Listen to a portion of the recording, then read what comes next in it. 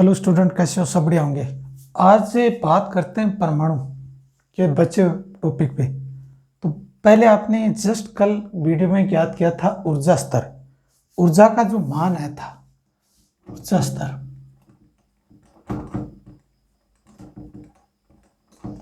तो इसमें जो E का जो मान क्या था बच्चों, ध्यान से बताओ, -13.6 इलेक्ट्रॉन वोल्ट जेड का स्क्वायर इक्वल टू एन का स्क्वायर, ये इक्वेशन आई थी। अब अलग अलग स्तर की ऊर्जा स्तर ज्ञात करते हैं। तो ध्यान से देखिए कि ये एक आपकी जो रे है, यहाँ एन का मान 1 है, ये दूसरी लाइन है, यहाँ एन का मान क्या है, 2 है। ये क्या हो जाएगा बच्चों, एन का मान 3 है, और ये क्या हो जाएगा, एन का मान 4 है। इस तरह से ये एन का मान इनफाइनाइट है।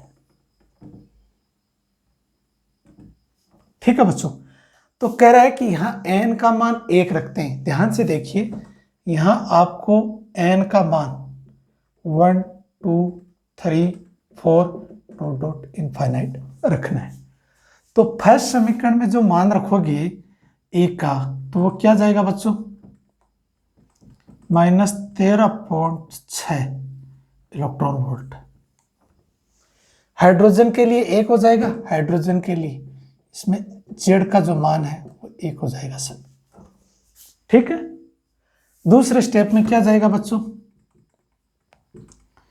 13.6 में 2 का वर्ग करोगे 4 आ जाएगा, तो ये स्टेप आ जाएगी 13.6 इंटू 4 वोल्ट। तो ये होगा 4×3=12 -3.4 इलेक्ट्रॉन वोल्ट। तीसरे स्टेप में क्या जाएगा बच्चों, n का मान 3 रखोगे 9, तो ये क्या हो जाएगा n³ -13.6 इक्वल टू 9। तो 9 एकम 9 1.5 इलेक्ट्रॉन वोल्ट, ये माइनस का है, तो ये क्या जाएगा बच्चों, माइनस का। इस तरह से अब E4 का मान है वो क्या हो जाएगा, -13.6 इक्वल टू 16, तो ये 0.85 इलेक्ट्रॉन वोल्ट है। और ये इनफाइनाइट का मान है, तो ये जाएगा 0। अब यहां से आप इनफाइनाइट की जगह क्या रखोगे, 0 रखोगे ना, इनफाइनाइट, तो ये टोटल मान क्या हो जाएगा बच्चों, इनफाइनाइट। देखिए E इनफाइनाइट -13.6, ये हो जाएगा 0। ये आपका ऊर्जा स्तर हो जाएगा। अगर आपसे पूछ लिया जाता है कि ऊर्जा स्तर क्या था, आपने गतिज ऊर्जा व स्थितिज ऊर्जा का योग करके, गतिज ऊर्जा और स्थितिज ऊर्जाओं का योग करके आपने ऊर्जा स्तर का अंतर ज्ञात किया। ऊर्जा स्तर का ज्ञात करने के बाद आपके पास ये मान आया। ये मान जैसे ही आप ऊर्जा स्तर 1 से लेकर इनफाइनाइट तक है क्रमांक, तब इनकी अलग अलग रेखा पर अलग अलग मान आएगा ऊर्जा स्तर का। ये एक ऊर्जा स्तर का पार्ट हो गया, क्लियर आपको। अब एच एटम का स्पेक्ट्रियम देखेंगे। जो प्रकार है, लाइमन, बोमर, पासन, ब्रैकेट, फुंड, ये 5 प्रकार हैं। इनके हाइड्रोजन स्पेक्ट्रम की श्रेणियों के बारे में चर्चा करते हैं। तो मैं डिस्कस करता हूँ, उम्मीद करता हूँ ये पार्ट आपको समझ में आ गया होगा। ये पार्ट कल टॉपिक रह गया था। ये कहाँ था, ये आपने कक्षा की त्रिज्या ज्ञात की, वहां से वेग ज्ञात किया था, और आपने क्या ज्ञात किया था, ऊर्जा ज्ञात की थी। तो ऊर्जा का पार्ट बच गया था, इस पार्ट को मैं यहाँ आपने एक्सप्लेन कर दिया। अब एच स्पेक्ट्रम के बारे में जानते हैं। तो मैं थोड़ा सा आपको जानकारी दे दूं यहीं से, कि आपको थोड़ा सा पता चल जाए क्या है बच्चों स्पेक्ट्रम श्रेणियां। देखिए यहाँ से इसी तरह से 1 5 है, 2 3 4 5, और यहाँ से इनफाइनाइट लेते हैं, 1 2 3 4 5 6, ये एन नंबर है।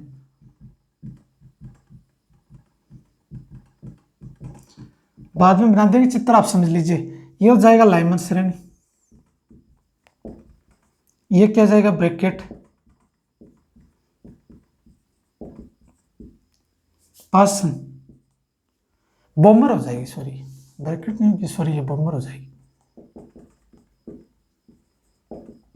पासन,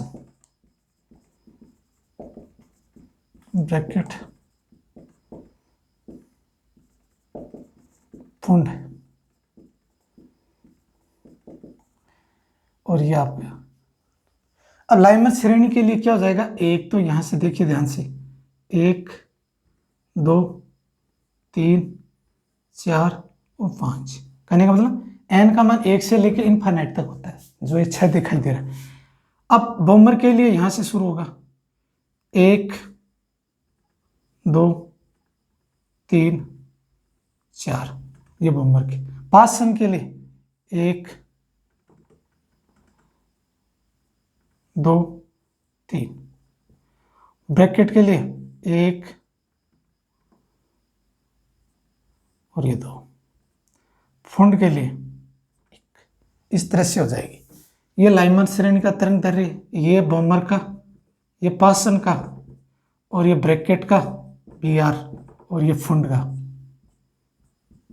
इस तरह की श्रेणियां आपको ज्ञात करनी है। इनका तरंग दैर्घ्य ज्ञात करेंगे, इनका न्यूनतम मान, अधिकतम मान, इनकी परास, ये कहाँ यूज करते हैं, सबसे बड़ा पार्ट है ये एटम का, इसको समझते हैं, यही मेन पार्ट है। तो ये 5 श्रेणियां हैं, लाइनमैन, बॉम्बर, पासन, ब्रैकेट, फुंड। इन श्रेणियों के बारे में चर्चा करते हैं। देखिए ध्यान से, इस पार्ट को आप थोड़ा सा देखिए, डायग्राम में दोबारा बना दूंगा, आप समझ लेना, ठीक है बच्चों।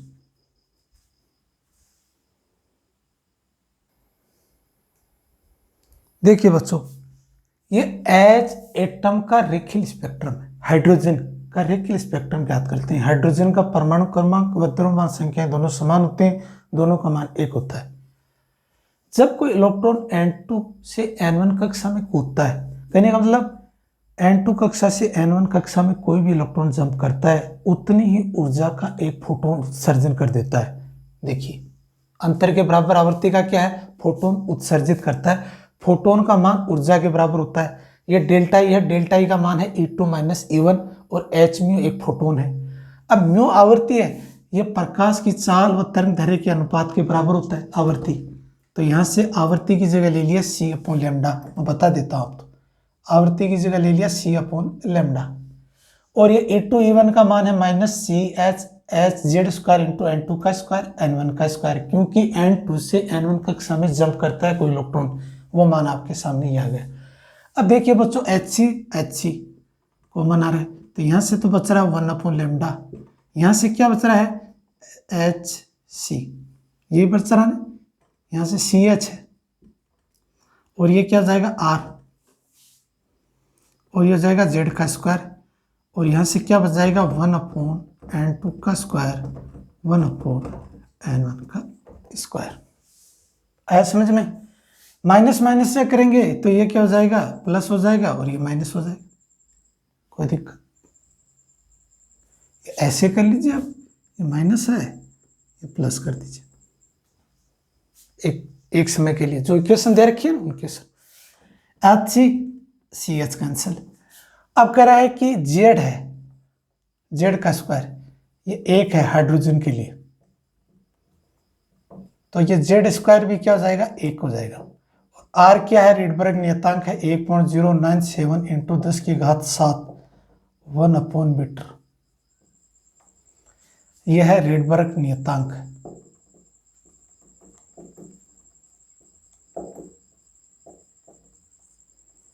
ये आपका माना जाए, तो ये क्या हो जाएगा 1/λ। यहां से क्या जाएगा बच्चों, R 1/, ये पॉजिटिव है और ये नेगेटिव है। ये समीकरण नंबर हो गई अपनी 1। आया समझ में आपको? ये पार्ट आपको ज्ञात करना है। अब आपके स्पेक्ट्रम ज्ञात करेंगे, ध्यान से देखिए, 1 2 3 4 5 6। देखिए बच्चों, फर्स्ट पार्ट है 1 2 3 4 5, ये हो जाएगा लाइनमैन श्रेणी। और ये क्या हो जाएगा बच्चों, 1 2 3 4, ये क्या हो जाएगा बॉम्बर श्रेणी। और ये क्या हो जाएगा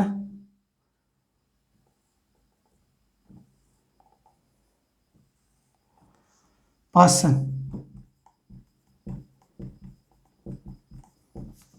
ये क्या हो जाएगा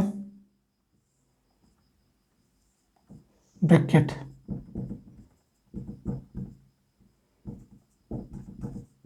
और ये क्या हो जाएगा फुंड। एन का मान 1,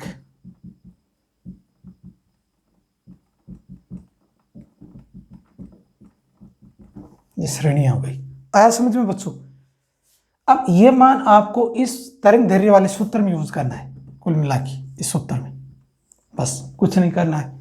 आपको दिया गया पार्ट है, इस पार्ट में से लाइमन है तो ये n1 का रखना है, और n2 दूसरा मान 2, 3, 4, 5, 6 तक चलेगा। न्यूनतम के लिए n1 का मान 1 होगा, n का मान इनफाइनाइट हो जाएगा।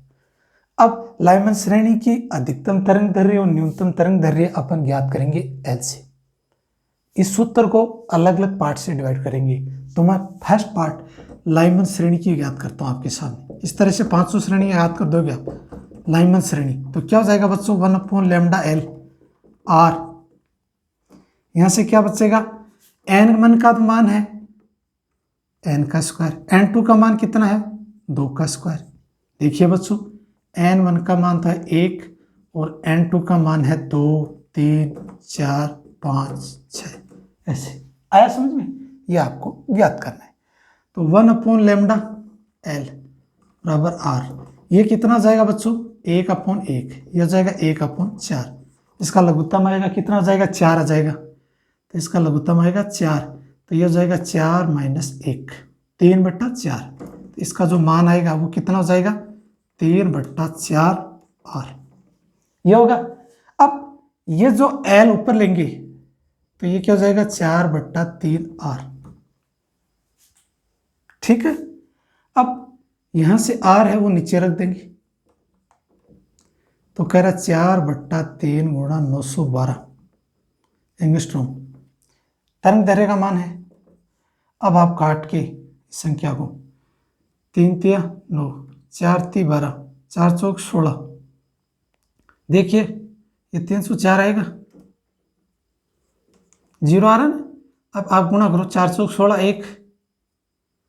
1, 4 × 3 = 12, ये आपका अधिकतम हो जाएगा 1216 एंगस्ट्रॉम।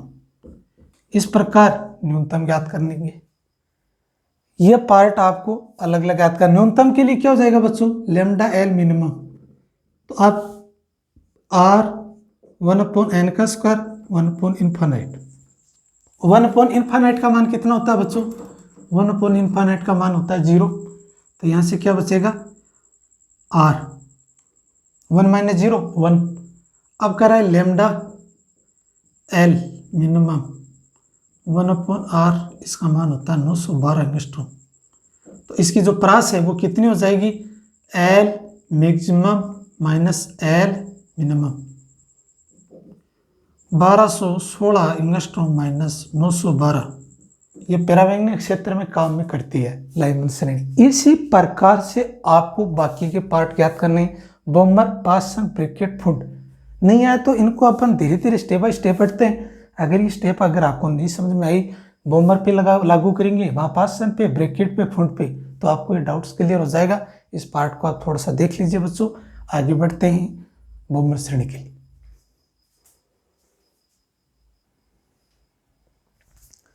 अब बात करते हैं बच्चों दूसरा पार्ट, बोमर श्रेणी।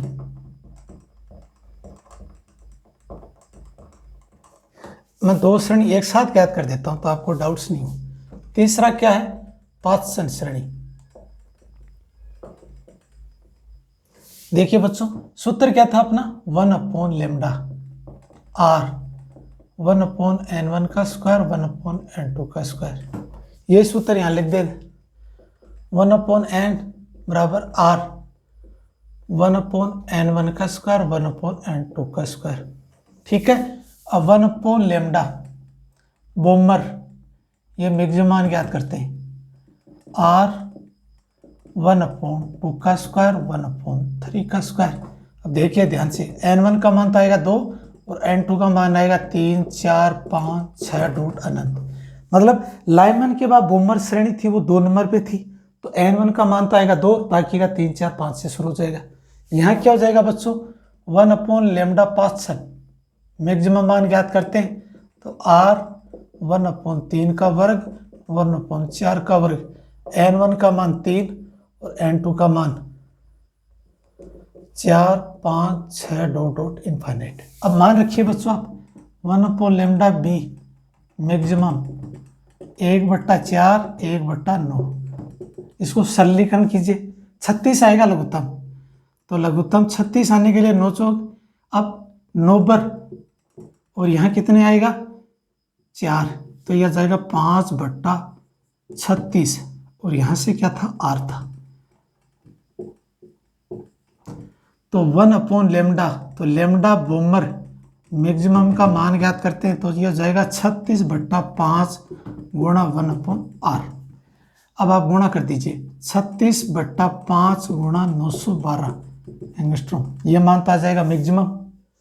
और मिनिमम के लिए क्या जाएगा, लैम्डा बी मिनिमम के लिए r 1/2 का स्क्वायर 1/∞ का स्क्वायर, तो ये क्या जाएगा r/4, ये 1/, तो ये जाएगा लैम्डा बी मिनिमम 4/r, तो यह आएगा 4 गुणा 912 एंगस्ट्रॉम। जो मान आएगा वो लिख देना। और ये किस क्षेत्र में पाई जाती है, ये दृश्य क्षेत्र में पाई जाती है, बोमर श्रेणी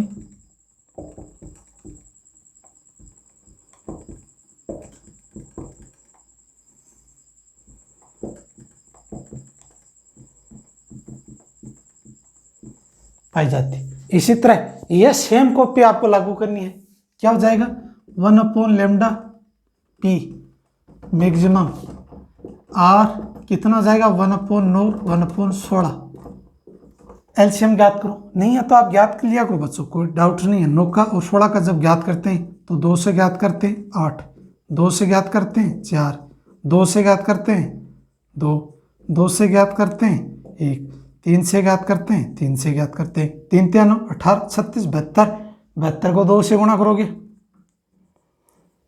144, तो इसका एलसीएम कितना आ जाएगा 144 आएगा और ये आर आ जाएगा। अब ये पार्ट आपको ज्ञात करना है, ये थोड़ा लेंथली है, मैं आपके लिए छोड़ रहा हूँ, मैं आपको टेक्निकल पार्ट समझा रहा हूँ इस तरह से। और मिनिमम के लिए क्या हो जाएगा, ध्यान से देखिए 1/r 1/3 का वर्ग 1/∞ का वर्ग, तो ये क्या हो जाएगा 1/9 - 0, ये r आ जाएगा, तो ये क्या हो जाएगा r/9। इस तरह से ये किस क्षेत्र में पाया जाता है, पाषाण श्रेणी आरक्त क्षेत्र में।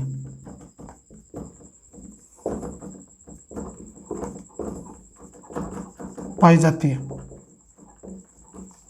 यह है बच्चों समझ में। इसी तरह इन्हीं को चेंज करना है। अब आपके क्या पार्ट आ जाएगा, पार्ट नंबर आ जाएगा 4 ब्रैकेट, और ये क्या आ जाएगा पार्ट नंबर 5 फुंड। इसमें क्या क्या चेंज करूंगा बच्चों, देखो ध्यान से, यहां से संख्या चेंज हो जाएगी। ब्रैकेट के लिए क्या होगा, लाइमन के लिए 1, बोमर के लिए 2, पाषाण के लिए 3, ब्रैकेट के लिए 4, और यहां से सीरीज कहां से शुरू होगी 5 6 से। तो यहां से n का मान तो क्या हो जाएगा 4 का वर्ग, यहां से क्या हो जाएगा 5 का वर्ग, ये हो जाएगा 16 और ये हो जाएगा 25, और ये आपका पार्ट ज्ञात कर देना। दूसरा देखिए r है बच्चों, दूसरा यह से क्या 2 का वर्ग इनफाइनाइट का वर्ग, तो यहां से क्या हो जाएगा 4 का वर्ग, तो यह हो जाएगा 16, 16 को आपको गुणा करना है, यहां से 16 गुणा, और ये किस क्षेत्र में पाई जाती है, अवरक्त क्षेत्र में, ब्रैकेट। इजी है। इसी प्रकार से फुंड है, फुंड का मान कितना हो जाएगा 5, n2 का मान कितना हो जाएगा 6, तो यहां से 5 का वर्ग, यहां से 6 का वर्ग, ये 25, ये 36, आगे मान ज्ञात कर लिए। मिनिमम के लिए क्या हो जाएगा, 5 का वर्ग इनफाइनाइट, ये हो जाएगा 25, और यहाँ से कितना हो जाएगा 25, और ये किस क्षेत्र में पाया जाता है, अवृत्त क्षेत्र में, ये आपका फ्रुंड क्षेत्र हो गया।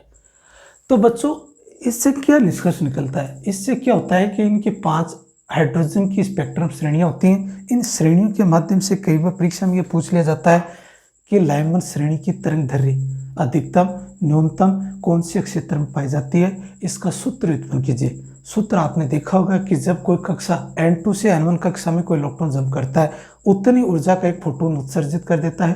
तो इसका सूत्र होता है 1/λ बराबर R एक रीडबर नियतांक है जिसका मान है 1.097 × 10⁷ 1/मीटर। ये सूत्र ज्ञात करते हैं तो ये लाइमन डूमर पासन ब्रैकेट फुंड से ज्ञात करते हैं। इनका अलग अलग मान आता है। एक का जब अगर अपने मान ज्ञात कर लिया तो बाकी के 4 स्पेक्ट्रम श्रेणियों का मान आप ज्ञात कर सकते हो और बहुत ही ईजी तरीके से आप समझ सकते हो। इसी वीडियो के साथ मैं क्लोजअप करता हूँ और ये वीडियो को लाइक करें, शेयर करें और सब्सक्राइब करें, नए बच्चे को जोड़ें और नए वीडियो नए टॉपिक के साथ मिलते हैं। तब तक के लिए हमारे को इजाज़त दीजिए और आप भी पढ़ते रहिए और जो भी कोई डाउट्स आप कमेंट्स के माध्यम पूछ लीजिए। Thank you.